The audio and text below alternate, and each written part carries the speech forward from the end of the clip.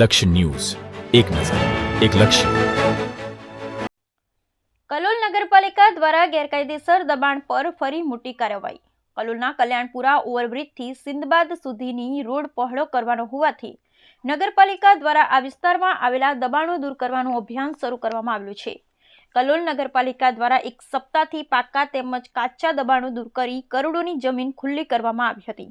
કલોલ નગરપાલિકા દ્વારા દબાણ હટાવ ઝુંબેશ શરૂ કરવામાં આવી છે. શહેરના વિવિધ જાહેર માર્ગો પર ઊભા રહેતા લારી, ગલ્લા અને પાથરણા વાળાઓને નગરપાલિકા દ્વારા દૂર કરવામાં આવ્યા છે.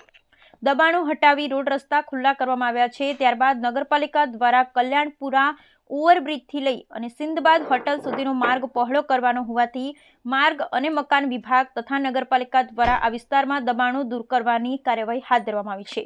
રોડ પહોળો કરવાની કામગીરી રોડની બંને તરફના દબાણો હટાવવામાં આવી રહ્યા છે.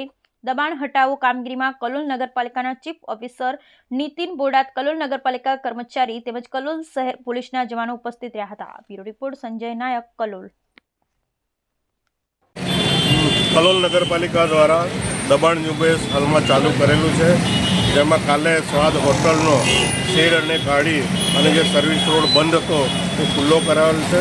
અને આજે એ જ લાઇનમાં આગળ જે દુકાનો રસ્તાની લાઇનમાં આવે છે એ 7 દુકાનો જેટલી છે એનું પણ ડિમોલિશન હાલમાં ચાલી રહ્યું છે. જ્યાં સુધી આ રસ્તાની લાઇનમાં જેટલા પણ નર્તરૂપ છે અત્યારે લાલ પટ્ટા મારેલા છે એના અનુસંધાને ડિમોલિશન કરવામાં આવશે.